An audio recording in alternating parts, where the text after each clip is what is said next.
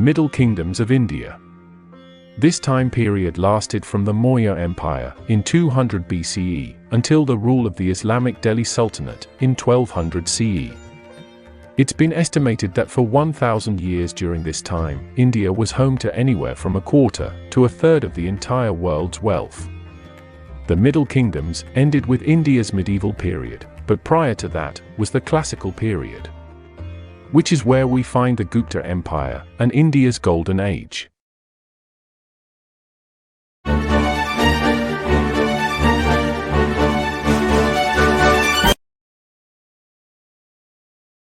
We aren't certain on the origins of the Gupta dynasty, but early records suggest King Gupta, whose honorific title is Sri Gupta, founded the empire around 240 and ruled until 280. He would be followed by his son, Ghatotkacha, who would rule from around 280 until 319. They would be known as Maharajas, or Great Kings. In 319, Ghatotkacha's son, Chandragupta I, would begin his rule and become known as a Maharajadhiraja, or King of Great Kings. With the Kushan Empire to the north, King Chandragupta learned the importance of a strong army focused on horseback. This, mixed with his marriage to the Likhavi princess Kumaradevi, which gave him access to ore and mineral wealth and supplies, made him able to extend the empire's boundaries. We aren't certain if King Kacha came next, or whether this was merely an alias for Chandragupta, or a rival to the throne, but in 335, Samudragupta took the throne. He is credited with more conquests, expanding the empire further, giving him the modern-day nickname of the Napoleon of India. Samudragupta would go on to take all of northern India, and march south on the eastern coast. He was a benevolent king, and would be renowned for his poetry and musical prowess. Samudragupta was also tolerant of other religions, a theme throughout the Gupta dynasty. His eldest son, Ramagupta, would then become king. According to the play, Devi Chandragupta, Ramagupta would give up his wife, Dhruvadevi, to the nomadic Indo-Scythian king in the north to appease them. Perhaps smitten with the woman himself, Chandragupta II, brother of King Ramagupta, meets with the Indo-Scythians in disguise, and then assassinates the king, rescuing Dhruvadevi. Once returned, the princess renounces Ramagupta, who is eventually killed by Chandragupta, and he takes the widow as his own wife.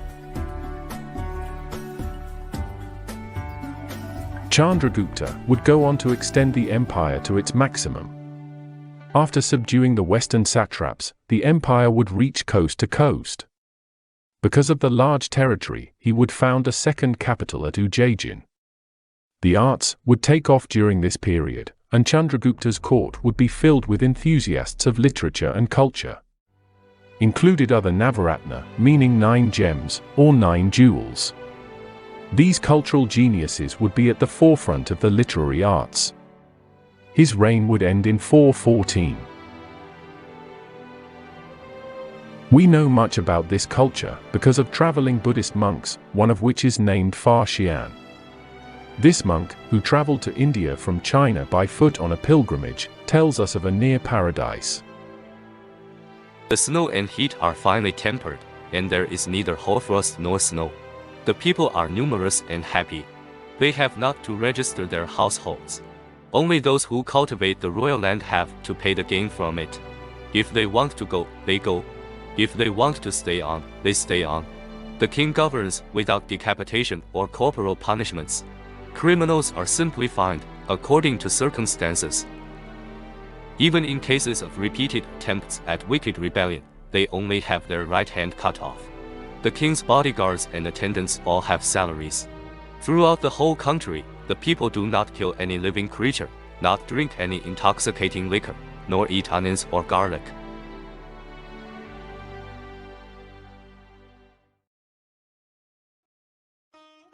Trade was quite beneficial to the empire. Ivory was brought in from Africa, while herbs used for medicine, brought in from East Asia. They themselves were able to produce gold bullion, grains, and spices. They also had links to the Sassanids and Byzantine Empire.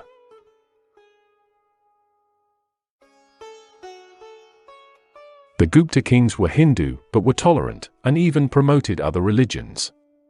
Donations were given for Buddhist monasteries, and places to stay were made available for Buddhists on pilgrimage. The famous Buddhist university, Nalanda, was said to be founded by Kumaragupta, the son of Chandragupta II. Kumaragupta's son, Chandragupta, took over in 415 until 455, and is said to be the last great king of the empire. He repelled a Hunas attack in 455, but it crippled the region. After his death, the empire was in free fall. The western territories were lost. In 480, the Alkan Huns breached the north, and by 500, the northwest was gone. Although the Huns were eventually driven out, the Guptas would not be in firm control anymore.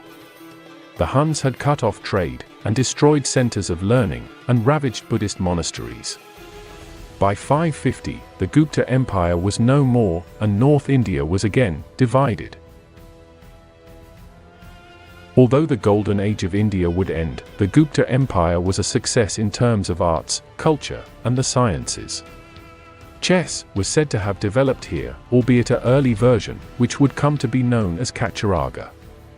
Infantry, cavalry, elephants, and chariots would be the equivalent of pawns, knights, bishops, and rooks. The base 10 decimal system also developed during this time. The world-renowned Kama Sutra, the Sanskrit text about human sexuality, was also written. Aryabhata would make advancements in math and astronomy. He proposed the Earth was in fact round, and that we can see the stars and planets because of reflected sunlight. And, as that same sun sets on the Gupta Empire, so ends the classical age in India, as they enter their early medieval period. Thanks for watching Made in History. Be sure to subscribe if you want to see more videos.